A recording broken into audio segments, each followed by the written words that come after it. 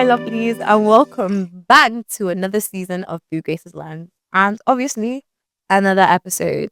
Now, before we get into the episode, guys, I'd like to apologize for falling off the face of the earth and reappearing. Yes, I am sorry. I have just been so caught up with this season and trying to make sure it is perfect. And I know you guys are probably thinking, oh, why didn't you post, you know, the last episode for the season before? Because, like, honestly, I prayed about it and I was like, should I even post it? And it, no, I shouldn't. I don't think that episode needed to be posted in terms of, oh, we're moving on to a different season spiritually and physically and literally. Do you know what I mean? And figuratively. Do you know what I mean? Moving into a different season in all different type of ways. So I was like, no, I want to leave it. And this season is quite different to the other one. I know I said that like episodes are going to be coming out once every week and we're going to be on the same topic for 4 to 5 weeks, so basically a month. But God is literally in the midst of this one as he is with the other ones. But this one, especially, like his presence is very much there. Like he was literally in the front seat, hands on the wheel, me in the passenger seat, and me writing down my notes and listening to what he wants me to say and what he wants me to do for this specific episode. If you guys really loved, or not even really, if you guys even enjoyed the last episode and the last season in the slightest bit, honestly, I hope you enjoyed this one because it was really calling me out. It really did. And hopefully it calls you out too. And I know you guys are gonna be like, wow, what the heck? Why are you saying that? Why are you saying that? It's because, we need to work together to be able to call each other out. And honestly, the fact that I was even the one, scripting it all together and I felt called out, yeah, it's just saying something. But honestly, I really hope you guys enjoy it. And yeah, I don't know. Before you guys start asking me how long do you think this one's gonna go on for? Um, I don't know. Ask him. I'm not the one to ask. I'm just simply a vessel, guys. I am simply a vessel. But anyway, let's jump into the name of the season and then onto the episode. So as we can see, the name of the season is the Bible and it's in air quotes. And you guys are probably wondering, now why did she put that in air quotes? I'm gonna tell you why. The reason why I put it in air quotes is because the air quotes were supposed to signify what some of society are doing to the Bible, right? They are picking and choosing what they would like to follow within the Bible. And then some people are taking the verses from the Bible, taking, you know, things that have been written in the Bible and they're switching it and they're like, adding their little 2 pence or completely changing it, whether that be context, whether that be, a few couple of words, they're still changing it. And some people are also, they're not out here teaching or they're not out here, saying or teaching what is actually said. You know what I mean in the Bible? They're switching up the word, they're switching up the context. As I said before, like people are just on a mad one. And we need to not do that because that's not what we're there to do. If God wanted our help writing the Bible and he wanted what we thought we should put in the Bible, he would have asked us. He would have said, come, what do you think I should put in here? But he didn't.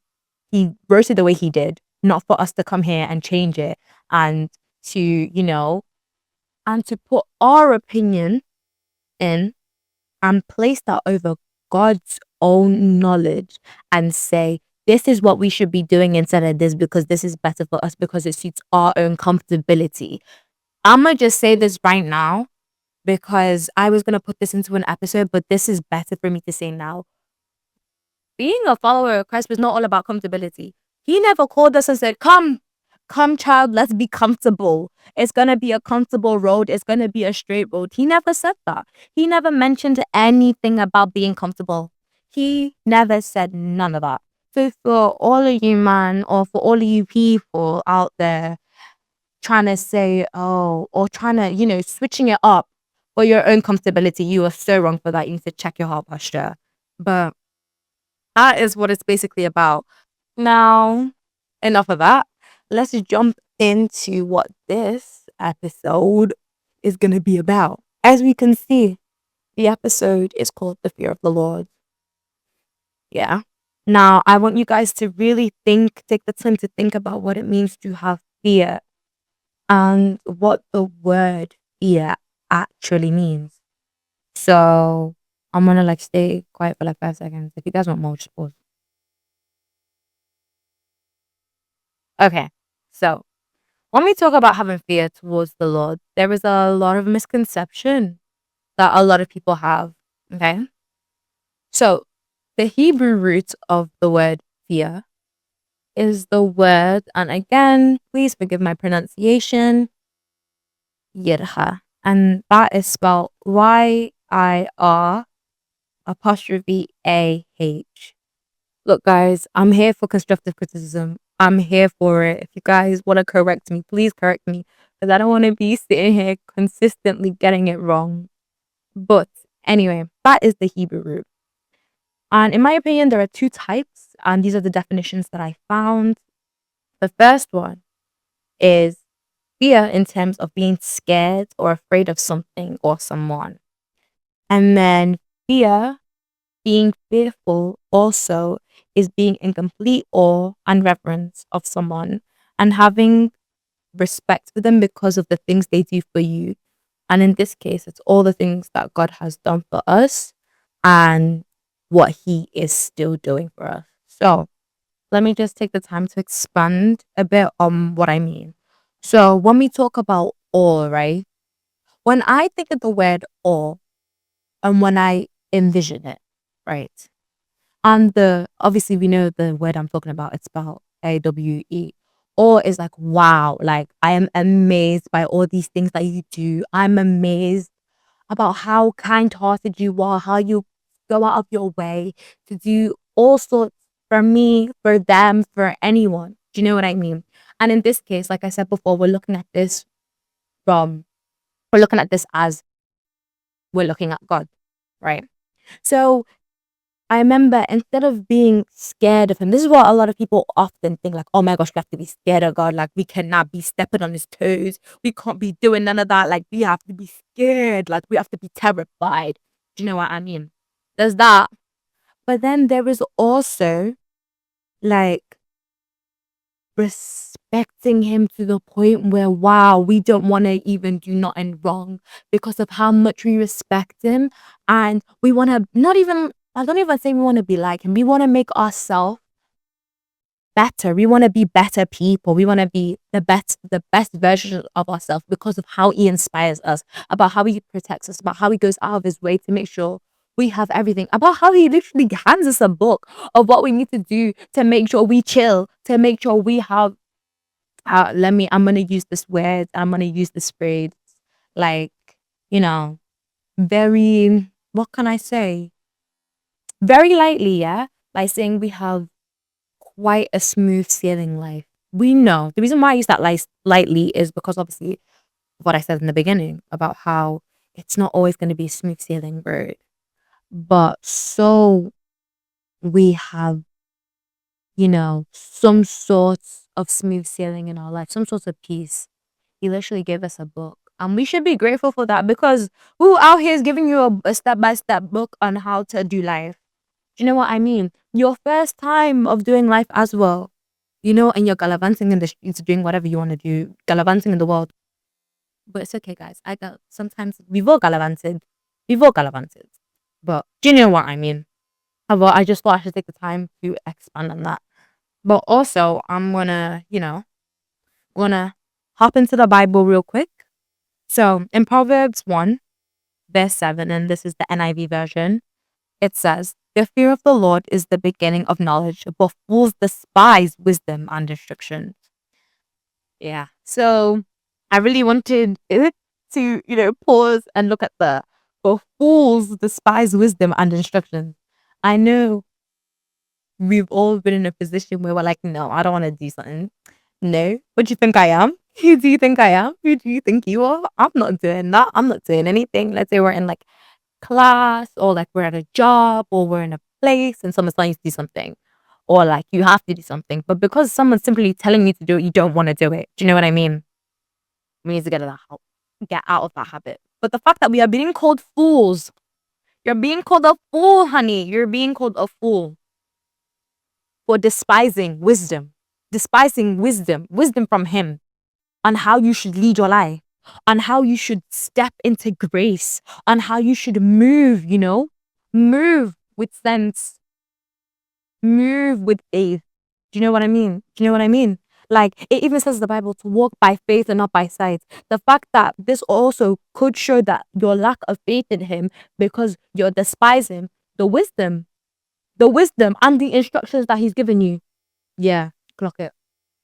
See, yeah, when I read this verse, it really clocked me too. So I hope you feel clocked too. But anyway, let's move into another verse. Proverbs 9, verse 10. This is also NIV. And it says, yeah, the fear of the Lord is the beginning of wisdom, and the knowledge of the Holy One is understanding. Yeah, I'm going to leave that with you guys there so you guys can think about it for a second. See, yeah, so at first, when I really picked up this verse and I read it, at first I was kind of stumped on what to say because, yeah, I get it. Like, the fear of the Lord is the beginning of wisdom, and the knowledge of the Holy One is understanding. And I agree when you think about it, like, it is kind of a sticky one because what do you mean the fear of the Lord is the beginning of wisdom? I get that. Yeah. And the knowledge of the Holy One is understanding.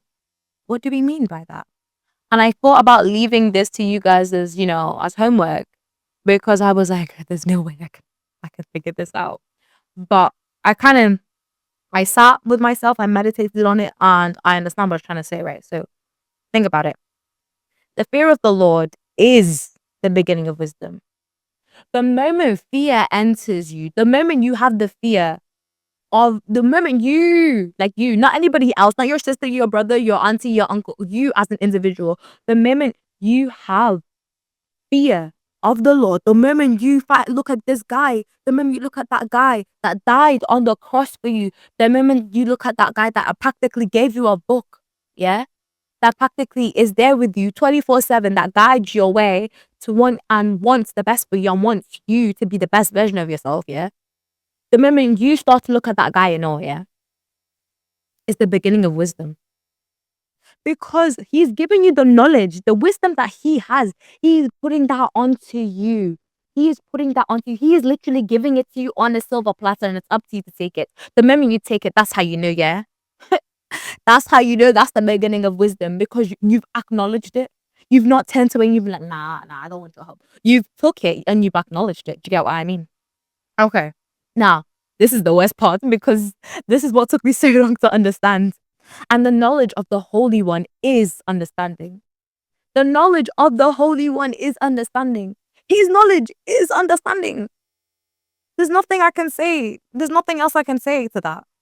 His knowledge, right? His knowledge, the beginning of wisdom. Let's pull up the definition of wisdom, yeah? Because we need to understand the definition of wisdom before we go on to knowledge. Do you know what I mean? Right. So from a biblical perspective, wisdom comes from God and is deeply connected to reverence for him. You know what I mean? And this is what brings us back to the verse, Proverbs 9:10. And there's a lot of verses, yeah? Right. But then let's just, let's wrap up a bit. In short, biblical wisdom isn't just about intelligence or experience. It's about aligning with God's will, living righteously, and seeking his guidance in all things.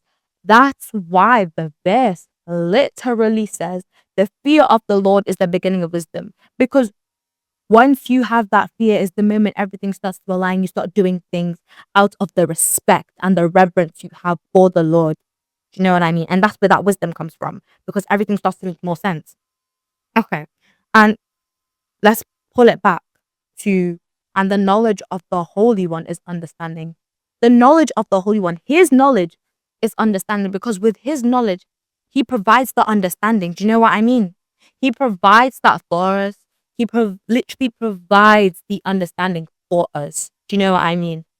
But if you didn't know that, well, now you know. Now, for those out there who are wondering, how can I get to a position where I know wholeheartedly that I fear the Lord? Okay, let's break it down a bit. Yeah, be obedient and be thankful. Like I said, and like I've been saying, He's given you a whole book. When was the last time you picked up that book? I'm ready for yourself. Not no listening to no Bible plan. Not no listening to me talk about it. Not no listening to anybody else talk about it. Not no getting it every Sabbath. None of that. I mean, when was the last time for yourself you individually decided to, yeah, let me feed my spirits. Let me sit down, let me open it, let me feed my spirits. And listen, this is not me calling you out. We're all guilty of doing that. I know I took a big pause because I nearly forgot the word. We're all guilty of not feeding our spirits, having some sort of disobedience towards Him. Yeah, we are all guilty of that. And another thing, so simple to say, but so hard to like think. Without Him, we would not be able to overcome this. And that is just a fact. And that's not even my opinion. It's just a straight fact. And anyone who knows this would very much agree with me. Right. It's about turning away from that sin you so enjoy and love. Whether it's gossip, whether it's, fornication, whether it's all of that. None. Do you know what I mean? Put it down. Try step away from it. And if you're like, I'm trying, well, honey, you're trying by yourself. Try with Him. Try with Him. The more you try and the more you like kind of forget about it and the more you tap into Him is the more you forget about it. Do you know what I mean? It's like the more you tapped into Him, the more you tap into your faith, the more you tap into it, the more you open your Bible, is the more you start to forget about that sin. Unless you're at a place where you feel vulnerable or like you're at a place where your vulnerability clearly shows, yeah, and you're in a space where like, yeah, the enemy wants to try to collect me today, you know? But honestly, try your best. And again, if you fall into it and you genuinely did not mean to fall into it, then that's between you and God. That's got nothing to do with me. But all I'm saying is try. And we are all, again, guilty of having, some sin that we're very much comfortable in it that is preventing us from having that fear. Because fear, like I said, is looking at a person in awe and having so much respect that you don't even want to tread on their toes. The fact that you're so comfortable and the fact that it gets to a point that sometimes we're all so comfortable in sitting in a sin that we know we shouldn't be doing and is deemed disrespectful towards Him. We wouldn't be doing that if we had the amount of respect that we know we should have for Him. Do you know what I mean? And at the same time, I know we love God, I know, but then again, we need to be honest about how much we say that, how much we love the Lord, because we can sit here, yeah, and start singing songs, singing hymns, singing worship, singing praise about how we are denying the flesh every day and we're doing so well at it and we're doing so great at it when we know we're not. Come on now, let's not lie. Let's be honest. And we know, yeah, we hate the world and yes, we do hate the world, but let's be honest. How much FOMO would you get if you wasn't involved in the world too? This is another thing. I'm not going to get into it now. But FOMO, guys, FOMO, let's stop feeding it. Try to distance yourself from FOMO. But let me give you stories to read up on to help you, yeah? So, I'm going to name a few people. The story of Job. Job. That guy. Job. Wow. Job. Story of Job. We know how it is. Lucifer, Satan, yes, walked his way up to God, told him about Job, said, gave him a challenge. God took everything from Job. God stripped him from his wife to his riches to all sorts. But then Job was still there praising, worshiping, His faith was still there. And then after that, he got everything back. Times two, times three. Do you know what I mean? Read up on that though. Read up on that. Also, the story of Abraham is a good one to read. Story of Abraham, honestly. And you'd see what you're looking for in these stories is the topic is the topic of obedience and the fear of the Lord, as they go hand in hand. Yeah, because where you have obedience is where your fear of the Lord stems from. Clock it. Yeah. Some people feel it in, some people may be like, yeah, I get it by reading it, but I want to, like, they prefer to feel it in visual representation. And I feel like, if you want to really look at that, if you want to feel it, like, I know when I watch The Chosen, yeah, I be feeling it in my soul. I be feeling it in my heart. I even be getting emotional sometimes because I know how I react to like visual representation.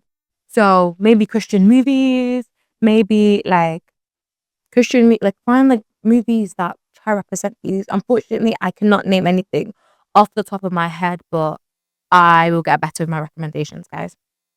Um, Others read books written by people who have had the Lord do things that we thought were imaginable and take them from a place of suffering to a place of exaltment, where they're exalting the Lord's name. Like, you know what I mean? Crazy places.